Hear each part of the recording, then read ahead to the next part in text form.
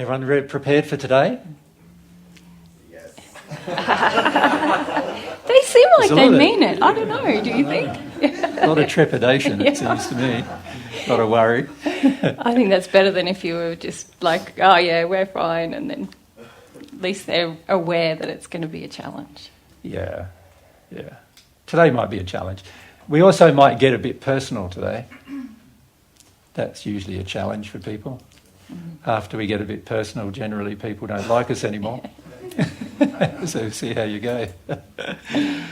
All right. Our subject matter that I would like to talk about today is my fight with God.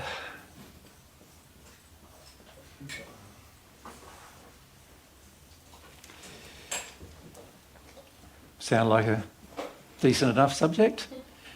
And we go, what fight? I'm not in a fight with God. What are you talking about? What's wrong with you? Yeah.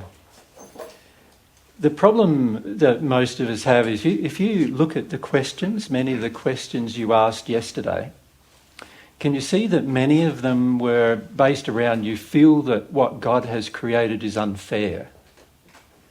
Can you see that? A lot of you feel the unfairness of the way things have been created. So an example of that is when I incarnate, I pick up the multi-generational sin through the experience of my forefathers. And most people, when we tell them that, they think, that's so unfair. Right? We should be able to start with a clean slate every time, somehow. And so for the majority of us, we don't realise, but we have a lot of feelings that God's system of things is unfair. And so when we look at God, and there's myself, and remember we need to get some perspective. Me. Right? And of course that's not in perspective, is it? Because obviously God's infinite and I'm very finite.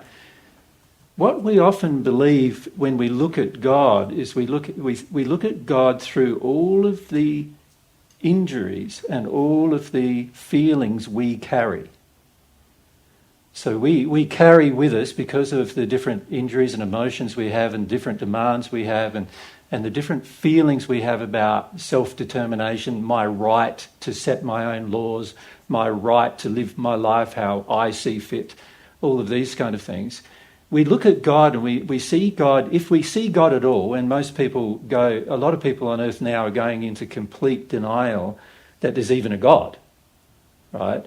So for most people it's like they're really in a state where they are in complete denial that God exists. So they're completely cut off from even the idea or concept of a God. But those people who are believing in God or do believe in a God also are quite cut off from the personality and nature of God. So they believe God is an ogre, a mysterious, unable to ever be known, unable to ever be grasped by a human, unable to ever really have a relationship with. God's just sort of this, if they believe in God at all, God is just this being that really, for most people on earth, have no impact on their life or barely any impact on their life at all. And you might say, well, what about all of those people who pray 5 times a day or, go to church every morning or all of those kind of things? Well, they don't believe in God, do they? They believe in their version of God, right? Which is very different than believing in God. So if you look at all of the religions of earth, so if you look at religion, the majority of religions are all about having a concept of God of some kind. So in the Hindu faith, for example, there's a concept that there's many gods, right? And the Hindu faith has had a large influence on the New Age movement, you could call it, because the New Age movement basically says we are all gods. We are all a part of God. And then you've also got the Buddhist movement, right, which also has a concept that we are God and there is no actual creator, right? And that sort of feeds into that New Age movement, which is an offshoot of the merging of those two things as well. Then you look at the Christian movement, the so-called Christian, because it's not Christian, they believe in a triune God for the most part, like three gods in one, like God the Father, God the Son, God the Holy Spirit. Not God at all, but actually a concept of God that's being created. And they also believe, of course, that you have to be... Just let me have a cough. You have to be a Christian in order to be saved by God, saved from your sin. Now, that basically says that nobody else can ever remove their sin. It also, the Christian movement also fundamentally believes that you're a flawed creation, which doesn't say a lot of good things about God, does it? If you think about it. If we were created flawed on purpose, that's pretty mean. If you think about it, wouldn't you try, if you could create something perfect and you decide to create something that's not perfect, that'd be a pretty mean thing to do. So the Christian God and also the Muslim God, very mean gods, very punishing gods as well. So you got obviously the Muslim faith or Islam. They believe in one God. In fact, they're the closest in regard to, the actual concept of God, that there is one. Although there are some Christian faiths who do believe in one God. There's, I think, two Christian faiths who believe in God being, and the Holy Spirit and Jesus not being a part of God. But for the most part, Christian faith is a triune God. But Islam is like one God, right? Allah, one God. And anybody like myself or Muhammad, prophets of God, people who talk about God, which is a better concept, but their imaginings of God being punishing, like many of them pray 5 times a day and then pick up a gun straight after prayer. So that is pretty strange, isn't it? If you think about how much is that, how much is their image of God now modifying their behaviour. So these religions, and by the way, I would include atheism as a religion.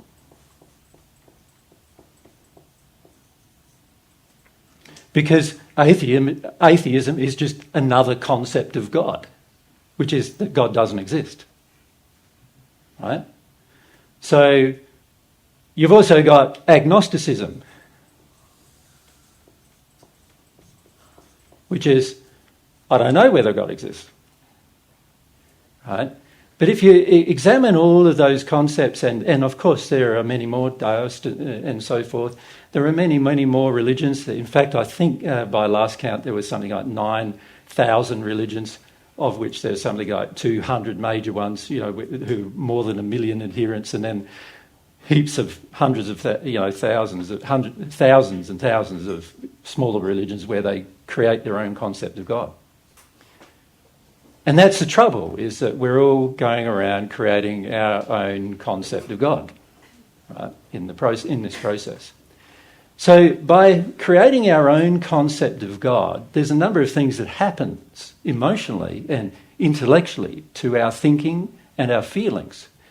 One of those things is, if our concept of God matches a religious faith, unless that religious faith has an accurate concept of God, we do not have a proper concept of God. So if we're a member of a religious faith that has an inaccurate view of God, then obviously we're going to not ourselves have a proper concept of God either, because we're adhering to the religious faith.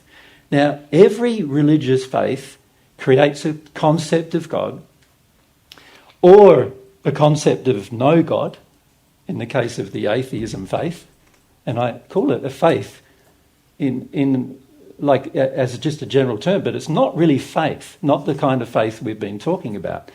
Faith is based on truth, and many of these things are faith based on nothing, based on the imaginings, for the large part, of either spirits who created some of these faiths or humans who created some of these faiths. Humans just come up with a concept. Sometimes it was spirit channeled, and other times it was directly from a human, and they come up with a concept that they feel that they could have usually some power with. And then, of course, they impose that concept, and a lot of times it just depends on your family-based injuries as to which faith you will accept and which faith you grew up with in your environment as to which faith you would accept. So if I grew up in India, good chance that I'll be a Hindu. But if I grew up in like Southern America, good chance I'll be a Christian or an atheist. You know, if I grow up in Australia, good chance I'm an agnostic. I got no idea, you know, because Australians like having no idea about much at all. If we can get away with it, you know, it means we don't have to make any decisions and choices, right? So, but you can see in each case, it's a lot to do with the society in which I incarnated into, the family tree in which I incarnated into. A lot of times that's determining our future relationship with God. Now, already these religions are creating a fight with God because the concept of God is in error and they want to retain the concept of God that they have. So a common concept of God for these two faiths, Christian and Islamic faiths, is if a person doesn't believe what I believe, then I have the right to take up arms against that person and force them into what I believe. Now, historically, the Christian faith has done that for nearly 1,700 years. And many of the wars all through the Dark Ages were caused by the Christian faith doing that, right? And then, of course, there were reactions to that. The Islamic faith really began sort of in the 600, after my time, 600 years after the first century. And again, it also, although the faith itself had some good tenets of love and care and compassion for people, there is also contained in the holy books that drive these faiths some justifications for war. Now, obviously, that's not in agreement with God. God doesn't want any of his children, just like you, when you have your own children, you don't like them fighting. So too, he doesn't like any of his children fighting, right? And yet these faiths, based upon a concept of God, are encouraging it at times. And historically have encouraged it to the extent that there's a genocide of millions as a result of that encouragement, right? And this has continued all the way through history, right up until very recently, and even currently. Many concepts of God are interfering with how humanity lives a life on earth. And the question then becomes, well, that's religion. There is literally no religion on earth who believes the truth about God, right? So that's a problem, because if there's no religion on earth teaching a truth about God, then how am I ever meant to learn the truth about God? It's going to be difficult, isn't it? Because the very people who say they have a relationship with God are teaching falsehood about God. They are actually blaspheming God, actually. They're misrepresenting God. And so for that reason, many of them, obviously God's laws are trying to correct them. And of course, all of these religious faiths, to one extent or another, are in a fight with God. They don't want the correction. They don't want to see anything as being different to what they believe it is. Now, let's get a bit more personal. That's groups of people. What about me? What about me? Let's look at me now. How do I fight God? So we see with religion, there's a lot of misconceptions about God that are in opposition to God. There are also a lot of actions taken in religion that are in opposition to love and therefore in opposition to God. But what about me? Because you see, a lot of times I have a tendency to blame everybody else for the terrible condition of the world. And I say to myself, but I'm only one of 8 billion on this planet. It really doesn't matter what I believe. But, it does matter what all those groups of people are doing and believe, and how terrible are they all, But we rarely look at ourselves and see what we're doing, and particularly what we're doing with God. So what are you doing with God? Now, yesterday, the questions demonstrate, you can see that we have an internal emotional argument going on with God for the most part. The emotional argument is, I don't like what you've done. So we're basically saying to God, I don't like what you've done. Right? You've made a crappy world for me to come into. And we, of course, don't appreciate all the beautiful gifts that we've been given in this world when we have that attitude. And so we think we come into this crappy world and we just have a crappy time of it, on earth as well. And then we die, and then we're so scared of dying, so we try to live as long as we possibly can. And then, of course, we die anyway because none of us can live, longer than our condition allows.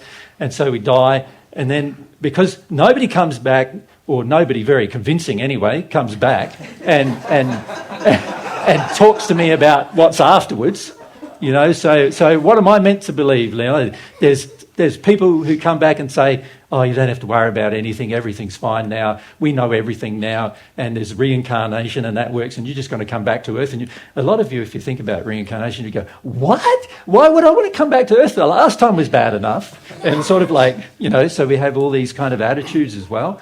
And so a lot of us get into this state where we just become so frustrated about finding the truth. And instead of looking maybe at the means by which we're trying to discover truth, or instead of looking at the method we're using to discover truth, or instead of looking at, love as a governing factor and then trying to bring everything in harmony with love, we just give up and we go, what's the point? Let's just try our best to live the best life I believe I should live, not anybody else, but I believe I should live, and suck the life out of the planet while I'm doing it generally. That's, everybody in history has done that. Why can't I? Everybody in history has, whenever they had resources at their means, they used them all. Whenever they had the ability to destroy something for their own benefit, they did. So why can't I? Right? It's very unfair if I can't do that, is almost what we believe. And so we have all of these justifications, internal justifications, as to why we should forget about the whole concept of God, even if there is one, and just live out our life on earth. And then we pass. And because many of us sort of believe there's probably, and don't have a lot of conviction that there's much after passing, we sort of believe and we become very focused on living in the physical. So my problem becomes I become very physical in my orientation towards life. So I barely think about spiritual matters. And when I say barely, if you think about spiritual matters, I say 1 hour a day, that's pretty unique. But when you think about 1 hour a day, that's only 1/24th of the day. So it's not very often. Can you see? And the average person probably doesn't think about God or spiritual matters or love or, developing themselves in love or becoming a more loving person like for an hour a day. Most people would be lucky on earth to think about it for 5 minutes a day, right? And so we become very physically focused, and as we said yesterday, very sensorially focused. Like we start just using all of our senses to discover things. And we also shut down the very thing we've been created with. Remember, me is not this body, not the spirit one either, but a half of a soul. And we shut down all of the senses of the soul and become physically oriented in the world we live. And we also shut down any what I would classify as spiritual development or development in love. We become very focused on selfishness rather than love, getting what I want for me. So that's often where I stand when it comes to development. So I'm also now looking at God and criticising through my actions. I'm basically criticising everything he's done. I'm basically saying, well, you haven't made it clear to me that you exist, so why should I believe in you? You haven't made it clear to me what I should do with my life, so why should I do anything that you say? You haven't made it clear to me what the rules are, so I'm going to act like there's no rules.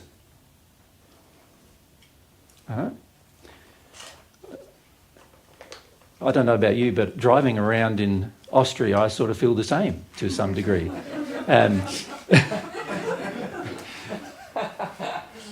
Like, I don't know if you noticed, but when you get in the car, it's really interesting, is it?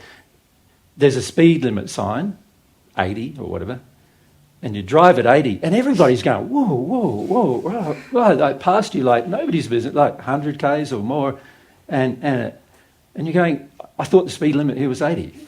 So it doesn't seem to be 80, but and then it says /80. What does that mean? It's sort of like, now I've got to guess what the speed limit is. It's not 80. That's all I know. It's not 80. So now, when everything is so indeterminate like this, there's a tendency in you to just ignore things. Can you see that? And this is what a lot of humans have done with their relationship with God. They just sort of ignore things. Seemingly indeterminate, it seems. And so we start ignoring it. But there's a few things we need to bear in mind when we consider the earth in which we live. Humans have been on this earth for around about 165 or so, thereabouts, 1,000 years. During that time, they have more and more detuned away from God and the structure. And in that 165,000 years, we have terraformed the planet. Literally terraformed it. And do you know what I mean by terraforming? It means imposing the human desire for everything to look different. And I terraform the planet, I rip out the trees, I rip out the environment, I kill off everything. It's really interesting walking here in Austria because everything looks so pretty, like green and lots of water. It's just really great. But there's no animals. There's no birds. When I say none, compared to where we live, it's just none. We're lucky on a walk to see 2 birds, even though we walk for 1 hour and a half in the bush, up in the mountains. And that's a demonstration of how far humans have terraformed this planet without realising it, without understanding. And so the only animals we actually see are domestic. Dogs, cats, cows, with bells. And if I was a cow, that would drive me absolutely bonkers. But anyway, imagine having a bell going clang, clang, clang around your neck all day. It's terrible. There's no compassion for the animals either in this place because we have become so self-absorbed that we don't even care about the environment really in which we live anymore. And we're totally dedicated to really just what I would call virtue signalling ourselves to make out we're nice people, when actually there's been 160,000 years of damage that each generation sort of feels like, well, the other people did damage, so why can't I? You want to say something about that? Or question something about that? since the 1800s, we lost 80% of all the bird species in like Europe, like all the mass of all the birds. Yeah. It's like 80%, and I don't know what happened before that, but That's right. even that is like it's immense. It's massive. Yeah. You're talking like, it's interesting at home we're doing environmental programs to improve the environment, and part of the you could say the organisation structure of God's Way, which is an organisation Mary and I are members of, which we were the founding members of. We've been doing these environmental projects, and each environmental project we do, it's amazing how much life comes back. Like the earth and the things in it want to recover, but humans are just not letting it happen. We're not even in tune enough to let that happen. And that's because we're so focused on the physical, but we're also focused on something else, and that is avoidance.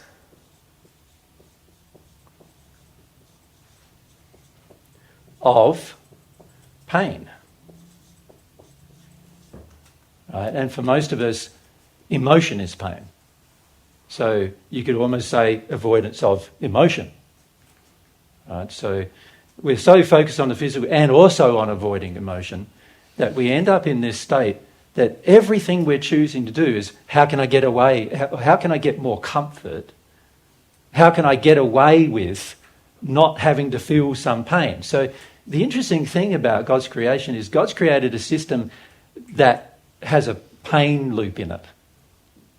So every time we break the law, there's meant to be some pain so that you know you've broken the law, right?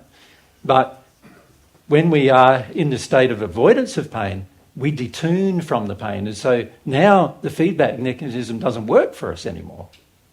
We're ignoring the feedback mechanism, that one of the feedback mechanisms that God has created. Of course, it's only one, because God's also created in the soul the conscience, which bothers us every time we do something unloving, and yet we eventually completely detune from that as well, to the point where we don't even listen to it at all, right?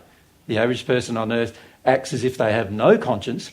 It's interesting because historically, through millennia, the humans, philosophers, have had fascination with the concept of the conscience. Where does this... They've always been thinking, where does this morality, what's right, what's wrong, come from? Because it seems like most people in society do feel what's right and wrong. They do have the feeling of what is right and wrong, or, in terms of determining it. And yet the average person in society generally doesn't listen unless the conscience is about something that's major. Like, should I murder somebody? Well, the average person on earth goes, no, you shouldn't murder somebody.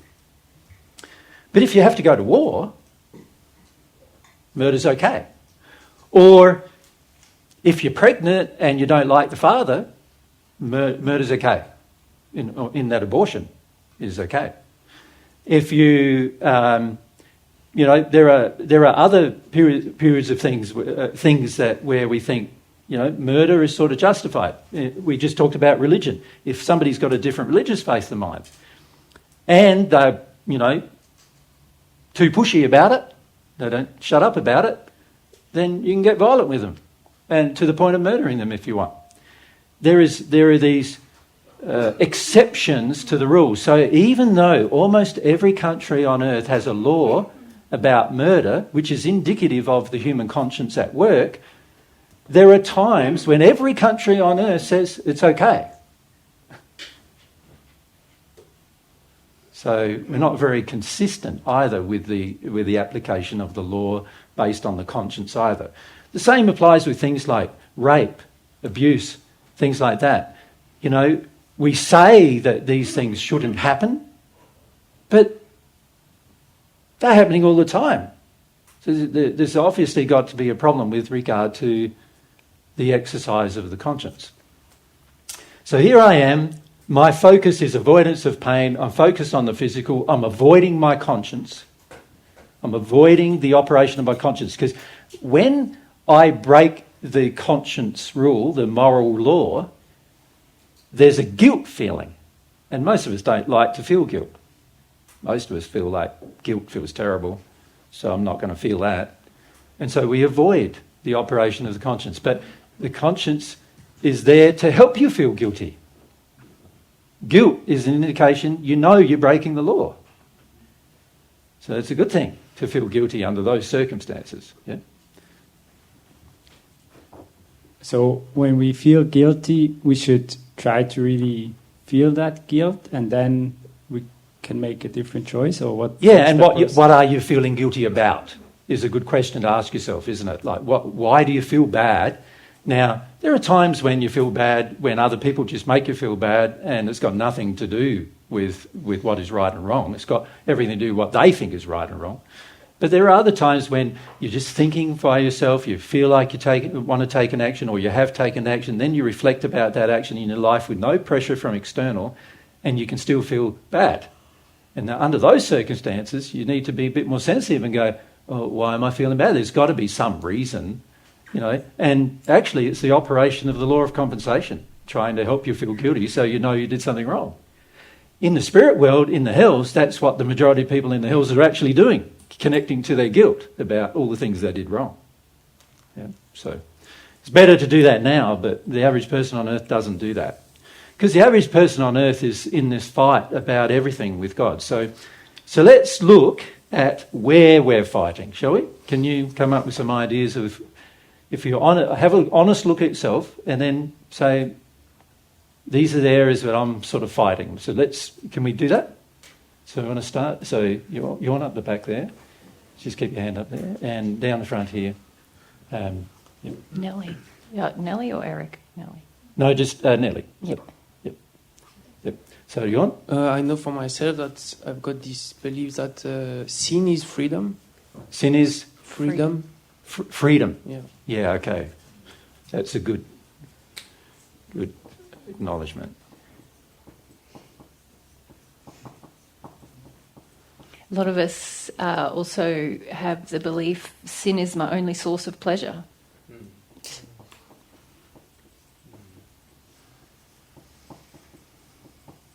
Well, I think that just the fact that you're calling it sin is further developed than the average person. Because the average person thinks sin does not exist. That's how far we go, right? There's no law, in other words. Yeah. I let myself go into emotional overwhelm. Okay, what do you mean by that? Like, not long ago I've been praying, like wanting to know truth and more desire for connection with God. Yep. And like a week after, like things happened into my life where I got emotionally overwhelmed. Like it was a lot. I felt it was a lot. I see what you're saying. Like you ask for some truth, Yeah, you get some, and you go, I don't want that much. I don't want that. So I completely blocked after that. Yeah, that's very true. So that is really saying, if I have to feel a bad emotion, then I don't want to know. Yeah. Isn't it? That's really saying, it's avoidance of emotional pain, but it's really saying, I get to the point where I can cope with so much, and then beyond that, all bets are off now, I'm giving up, or I just don't want to know anymore. It's too much to ask. Too much to ask for. Yeah. So we're basically saying being loving is too much sometimes. Like learning love is too much sometimes. So how do I put that in a few words? I think what you said, it's really like I should never have to be overwhelmed, isn't it? I should always have everything in control. It should feel manageable. I should always feel manageable. Yeah. So should we call that I should be able to stay in control? Yeah, and I don't trust God also in that place. Good, yep. Yeah. So control is reasonable. Well, yeah. Yeah. We call it that. If we come down to here, Eric, and so Eric, and then up the back there. Yes. I fight with my soulmate, not in the real sense, but I don't want to meet the person. I just don't want to have one. I want to choose by myself. Okay. When it comes to love, I want to choose. In other words, I want what I think is good. And I don't care what God thinks is good. God doesn't know what he's doing. Like, I know what I'm doing. I know what I think is good. And that's really saying God didn't know what he was doing creating my soulmate for me. It's better that I can choose for myself. But I also, it's interesting, it's not just with soulmates. I want to choose what laws to agree with and what ones not to. I want to choose how I live my own life. I don't want to have to be governed by some kind of guiding force or guiding principles. I want to be able to just choose. In other words, I want to exercise my will towards what I believe is freedom. Right? Is really what we're doing. Yeah. So out the back, next sentence. I want to take a shortcut to God. Okay. I want to avoid all that work, with emotions. I'm lazy, but easy. Yeah. I want it to be easy. Yeah. To get in his office, her office, and said, "Who's my soulmate? What is my mission here? Yeah. Tell me." Yeah, and I want to be able to say, "Who's my soulmate?" And he says, "Mary." And I go, "Great, I know now." Right, but do we really even want that? Because the majority of us go, "I didn't want it to be Mary. I wanted it to be somebody else." So we often we feel like, do I even want to know what the truth is? For the most part, we find the truth confronting. We want the truth to be easy. Right?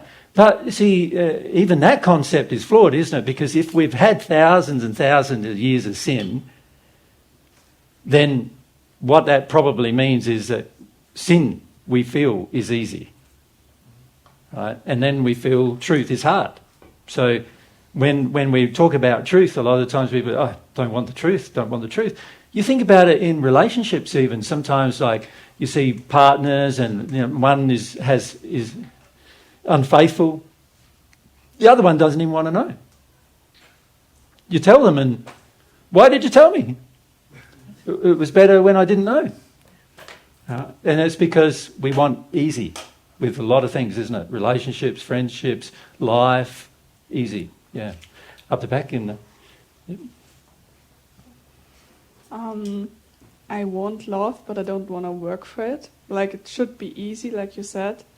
But like, I want to feel the love and also give love, but I don't want to feel the emotions that will bring me there. Yeah, we've got to be careful here, don't we? Because actually love is very easy. Yeah. And it's one of the easiest things to do, actually, is to love somebody. But when you've got sins that operate in disharmony with love or that are focusing you towards selfishness, then, of course, love becomes a lot harder, right? And so you could say, me saying I want really what I want, right? Rather than going, well, what's best for all of us? We go, what's best for me? And also, I am not very good at determining what's best for me. You have a look at your own lives. Most of you are not very good at it. Isn't that true? Not very good at determining what's best for you. If what's best for you is what you've got, how many of you are happy with that? Not many that are happy, is there? If you look at the world, how many people are actually happy? Happy with their relationships, happy with their friendships, happy. Most of the time there's problems and all we do is compromise about them. So in a relationship, in fact, if you go to a relationship therapist, has any of you tried that? Gone to a relationship therapist to get some help? One of the very first things they'll recommend to you is compromise. Right?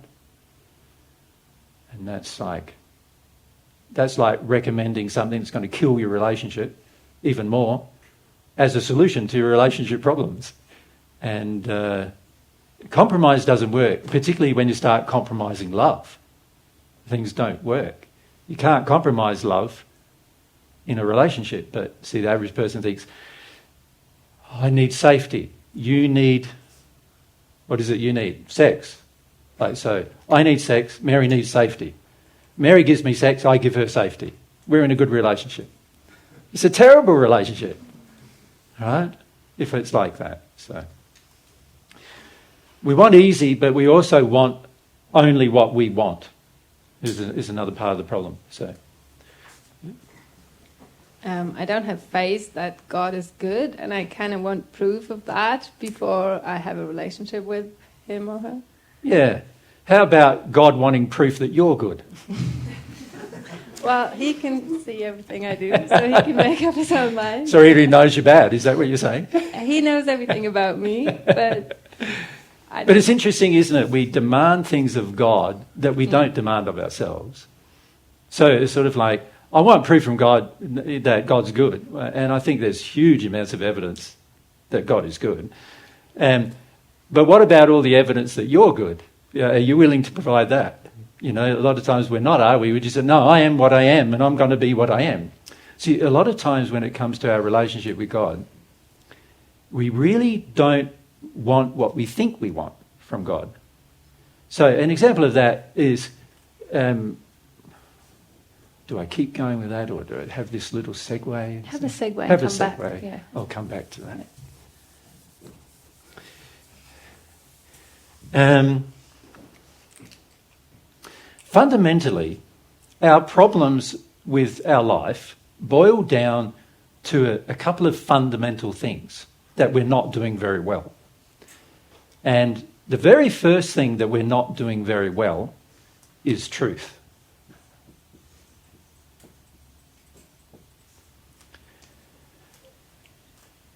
When we are not focused on what is the truth of the universe, the truth of how everything works, when we are not focused on that, we are going to start to get ourselves in a position now where we enjoy the error.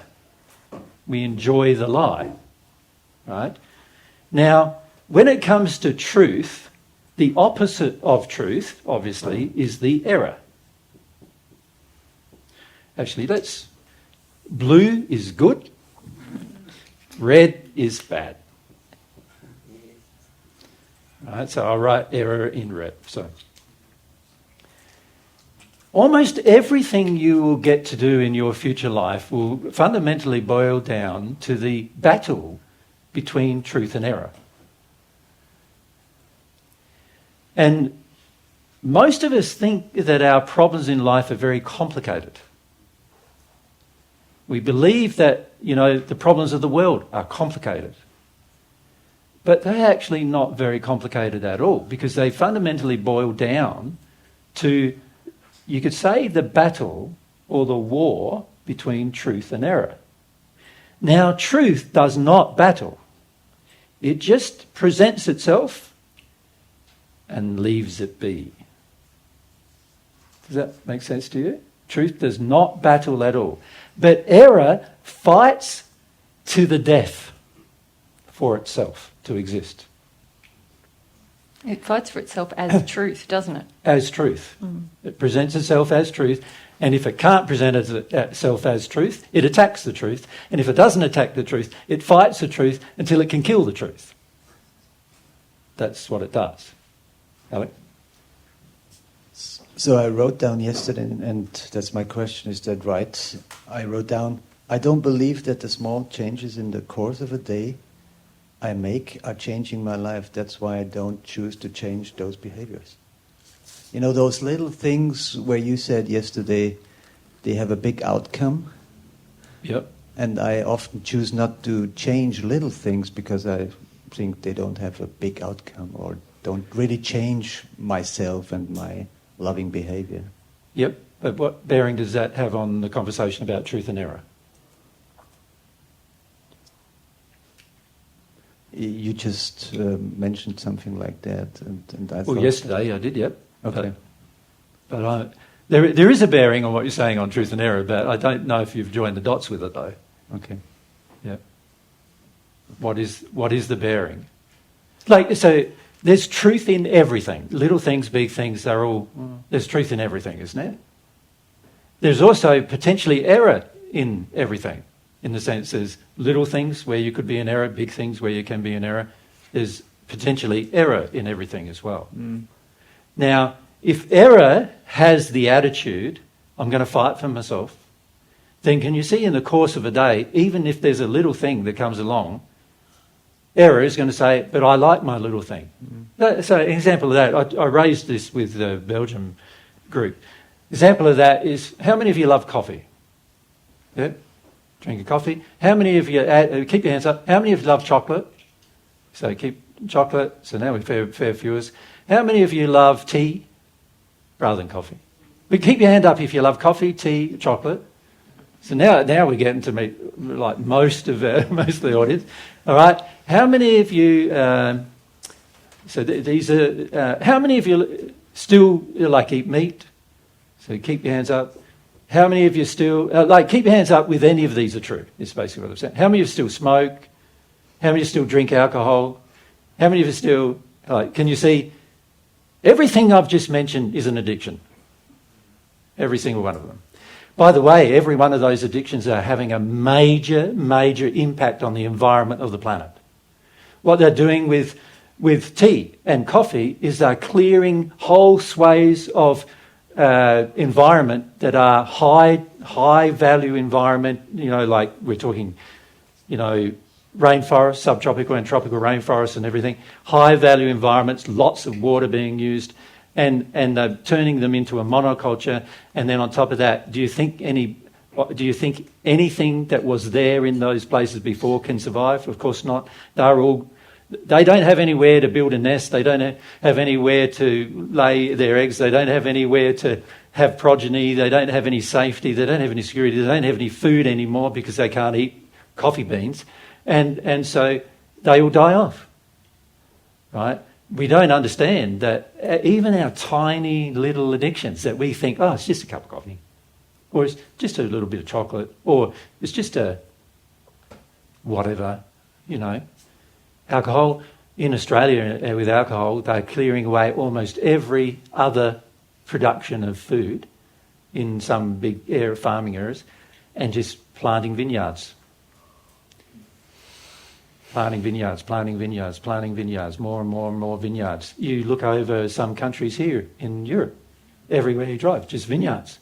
You look through, sort of northern Italy, France, vineyards. There's fruit trees occasionally here and there, but vineyards mostly because we like our drink, right, as a human population. And that's because we like avoiding emotions. Drinking alcohol helps us avoid things. So we like our error. And the error is going to fight for itself. And even in little things, Alex, like a cup of coffee, a bit of chocolate, whatever, we're not thinking, what's the right thing to do here? What we're thinking is, what do I like doing here? That's really what we're thinking. Yeah, and it's similar to, I think I said to you in private, Alex, we get ingrained in these things that we each, if you look at even individual actions or interactions with people, and we often think, that was just a small thing, but it's actually a pattern of behaviour, or which is really a pattern of managing emotion that helps us to avoid truth on a day-to-day basis. And that's why we end up, when we start our emotional work, going, I don't even know what I feel. I don't know why I can't connect to God. It's worse than that, because not only do we not know what we feel, we don't even want to know what we feel. And those behaviours and those patterns they're all there to support us not knowing what we feel, not knowing truth. So error fights in a lot of different ways, right? And one way is complete denial of truth. Another way is re-imaging itself. You could say creating an illusion of truth. Right? An example of that is recycling is an illusion of truth. Microphone. Oh, sorry. So are you suggesting that we give up coffee, tea, wine or whatever? Or is it just the overindulgence of those things? Is one cup of coffee a day okay, or one square of chocolate, or whatever? Right, you have a good question. Put it on the board, Jesus, the set of rules. Yeah, what's your set of rules? I know most of you would like a set of rules, but love, let's look at love. if I love the environment and I think about 8 billion people having 1 cup of coffee a day, how many how many coffee plants are going to be required for my 1 cup of coffee a day? If 8 billion people do it. It's the same, if there's 8 billion people eating meat, how much more of the earth is going to have to get destroyed for those 8 billion people to eat meat every meal? If there's 8 billion people on earth eating chocolate, where are we going to get it from? Like 1 bar of chocolate is a whole tree, whole cocoa tree, which takes 1 whole day to harvest and so you've got to also bear in mind that person who's doing that is earning less than $1 a day doing it. He doesn't live like we live, because we want our chocolate at a certain price as well. We're not willing to pay like $20 or $30, 30 euros a bar for it. We want it for €3 a bar. And so we're not prepared to even give them a decent wage to do it. But even if we did give them a decent wage to do it, 8 billion people having a small bar of chocolate a day, where is that going to end up? So what I'm suggesting is, yes, why are we doing it? It's because of an addictive need to do it without consideration of love.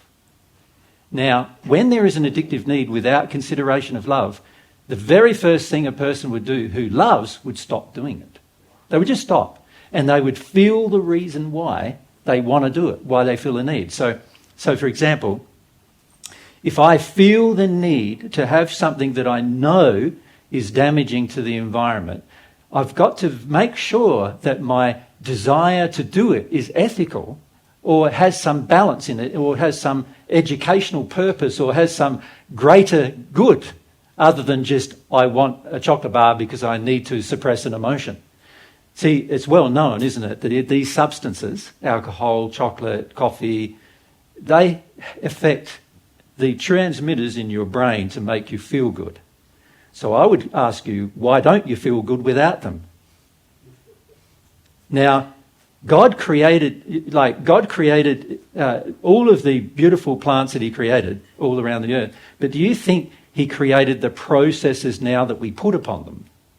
It's sort of like, if you look at what's the most abundant sources of food, it's fruit and vegetables.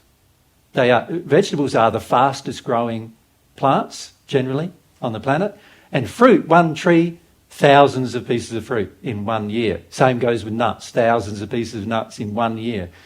And also they multiply very easily.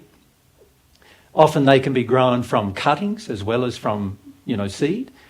They are by far the most sustainable things that we have.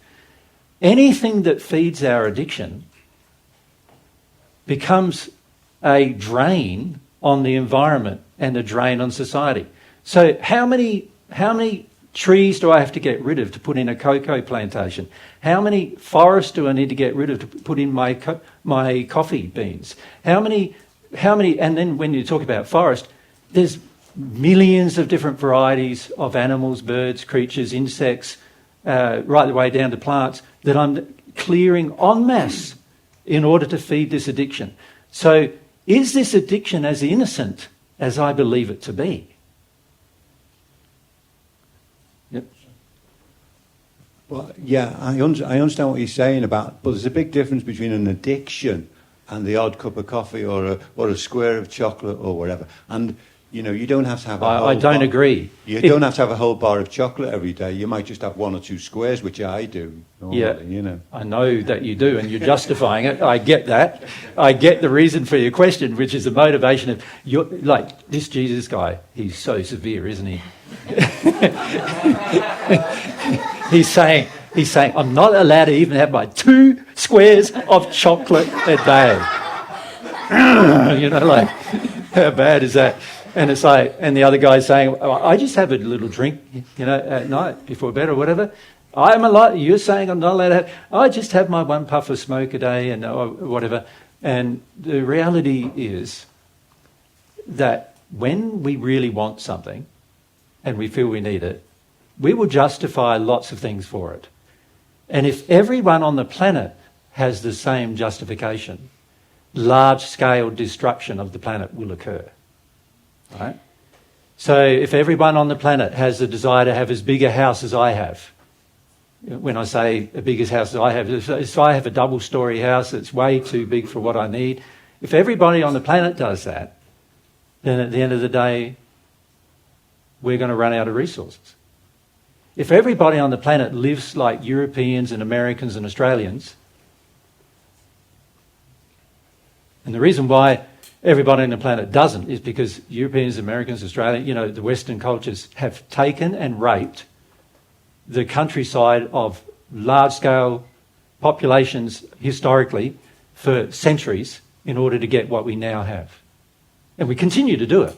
We're taking it out of the ground, we're taking it out of the atmosphere, we're taking it out of the environment, we're polluting the atmosphere at the same time, polluting the environment at the same time. And every single one of us doesn't realise that my little 2 squares of chocolate a day contribute to that. Right? And that's a problem, that we don't see that. Can I say it contributes in more ways than one? Like, it contributes in terms of environmental destruction, yep. But I sometimes feel even more significantly, it contributes in that it is helping me to deny my pain, helping me to manage or control my experience. Sometimes we feel it's the only thing we get to enjoy a day. And in that process, instead of feeling that I don't enjoy my day, we have these little tethering points where we get some comfort. Yep. And sometimes it's not even those things you're saying. Sometimes it's bread, or, sometimes it's like there's a lot of things we do to kind of, that we consume in this case, or engage our phone, or lots of things to avoid this displeasure, this lack of pleasure inside of us. And in doing that, we hold on to the sin that is largely contributing even more to the destruction of our relationships, of our children's condition, of the society we live in. Our health. Our relationship with God. So it's a double-edged sword, if you like. One, the environmental destruction is almost an effect of the desire to hold on to the sin that we're managing with the physical substance. And even in the environmental destruction, how do people who live in those environments eventually end up living? They end up living with dirt floors in shanty towns, working on these farms that we get our daily thing from, and we're not considering love of them either in the process of what we're doing. Yeah. The big companies are making more and more money out of it, and the small people who are doing the actual work are getting poorer and poorer and poorer. Right? You look at how life here is in Europe. You're getting leveraged with money leveraged on everything you do. Like, you can't even wee without having to pay for it. That's bad. Oh, that's quite good, actually. Okay. Yeah. Is that better?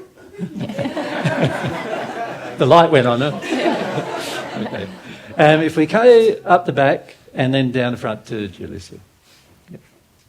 I have a question, because you also said tea is also like addiction.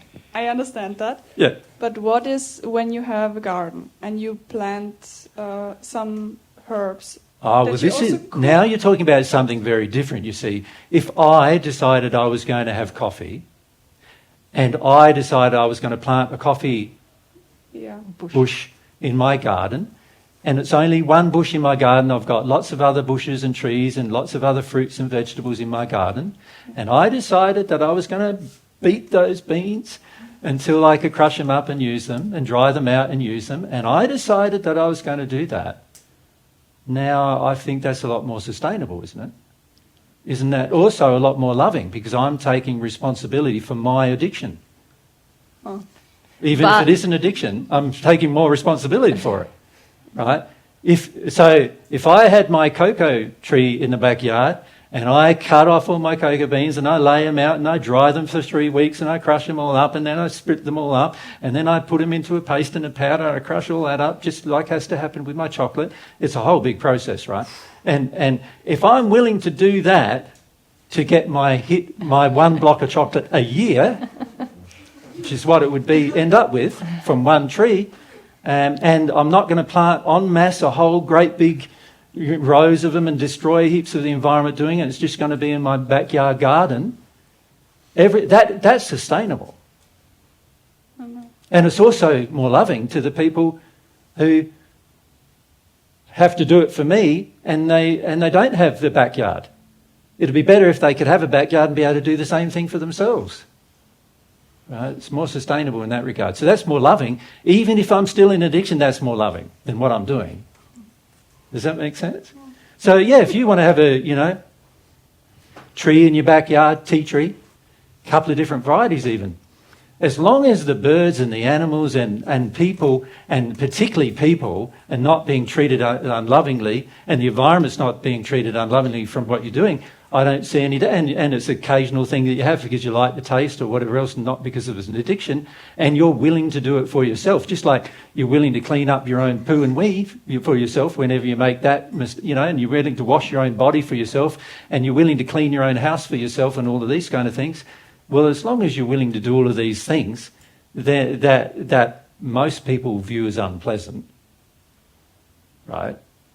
This is why we pay other people to do it, but we pay them nothing to do it, right? Which is not fair. Like, they're doing all these wonderful things for us, all the people who make our flour, all the people who even make our cocoa for our chocolate.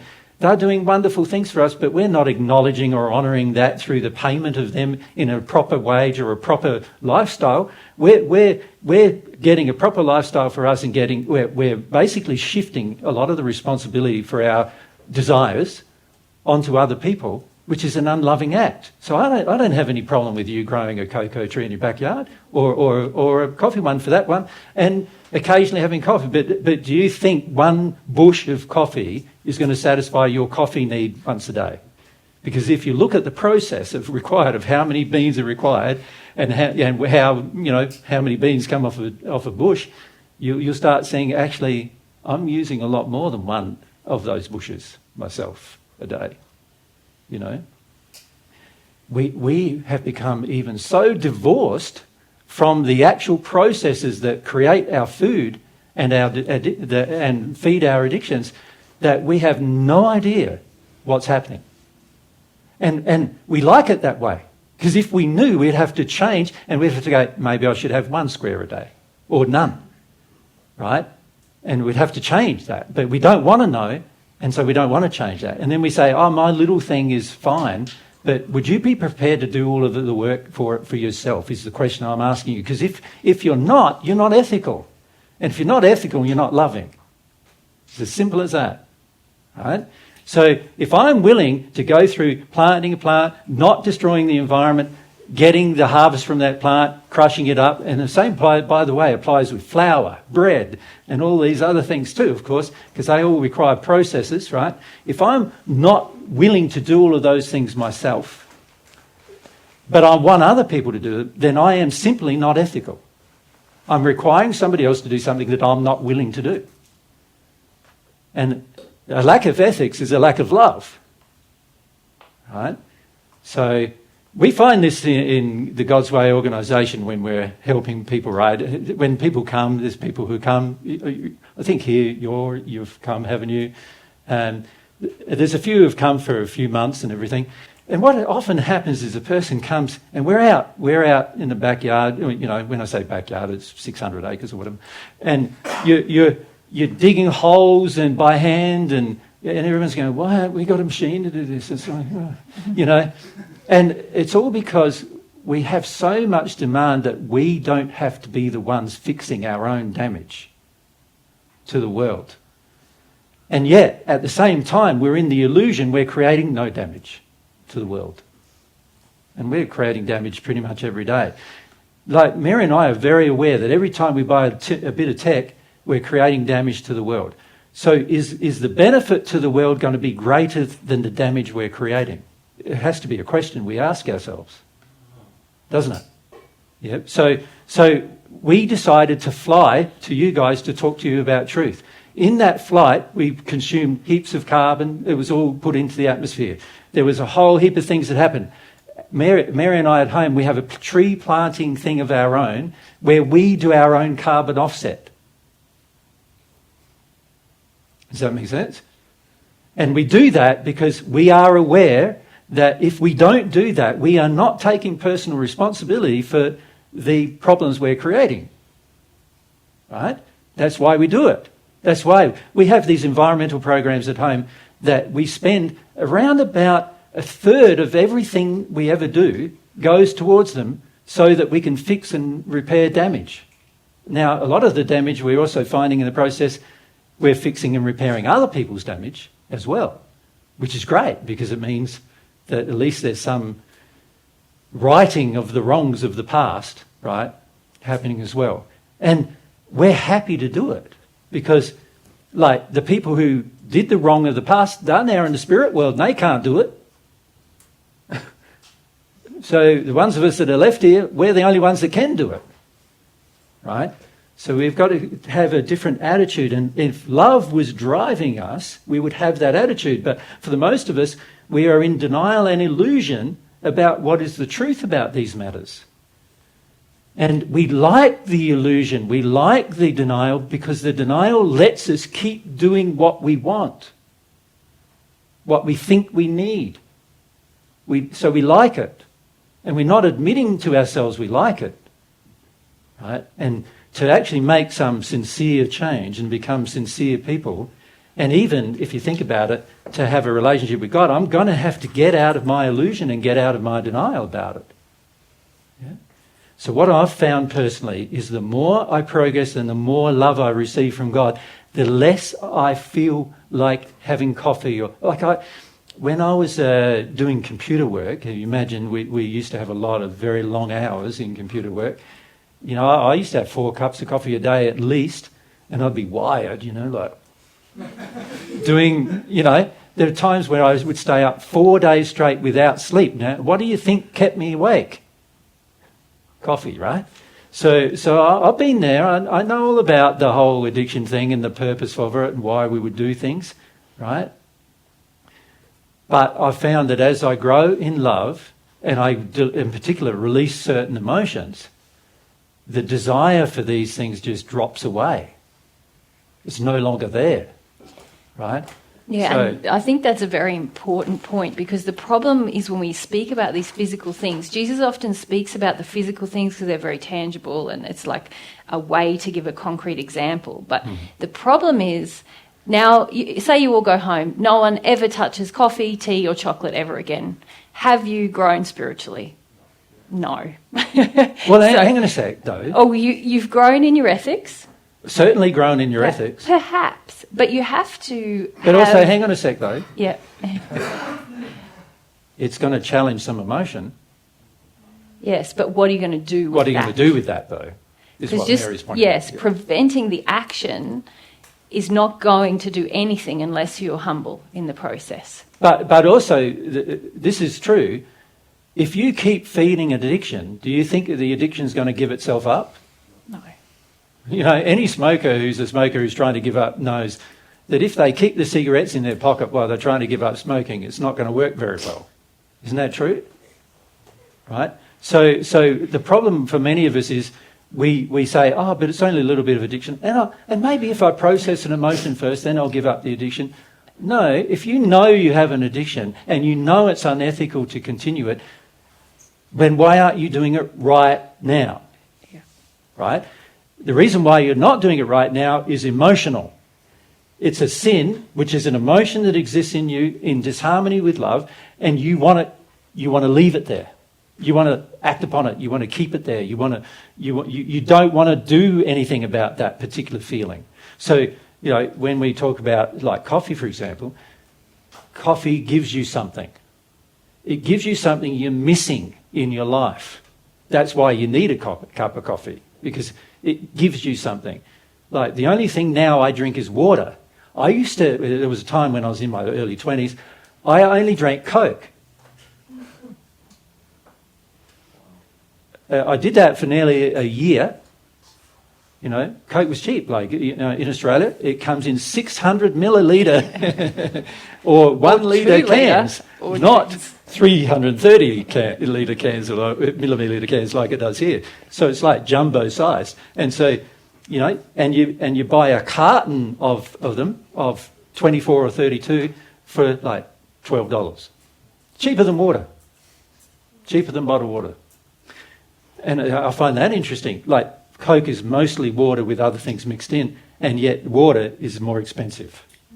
And I go, there's something wrong here, right?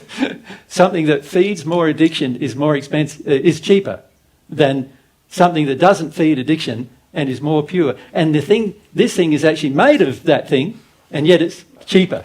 How does that work? Like, there's something wrong there, right? But anyway, so I used to drink this Coke, and after nearly 2 years of drinking Coke like that, I started coughing up chunks of phlegm all the time, and in the morning I'd be in the shower and I'd be coughing, and all this phlegm would come out and everything. Like, my body was telling me, you're way, way wrong here, right? Anyway, gave it up. I didn't deal with any emotion. Not at that time. Now when I even smell Coke, it's like, it's a drug. That's why it's a popular drug, of course. Of course, the very first part of that drug was made out of poppy seeds, wasn't it? Or what was it made out of first? Cocoa. No, the cocaine. Yeah. Cocaine? Yeah, the leaf of the cocaine plant. Yeah, leaf of the cocaine plant, yeah. So, yeah, I can sort of understand that. That's how it felt for me, anyway, at the time. But I was in denial and illusion, and my pain, the pain, caught up with me. And the pain said, stop. And so I stopped. You can stop and make some spiritual progress. Of course, if you don't, as Mary said, deal with the emotional driving force, it's going to be harder to stop. And it's also, you're not going to make further progress than just making an ethical decision. But you can still make an ethical decision, right? And when you do, emotions come up. Like, I started feeling why I needed it. It was all about, sugar comfort, And once I realised that, I started dealing with some emotions about it. Why I needed that level of sugar comfort in my life, Yeah. Julius? May we have a toilet break before I ask the question? No. No, I'm dying. Yeah, you're dying. Yeah. Let's have a toilet break and we'll continue.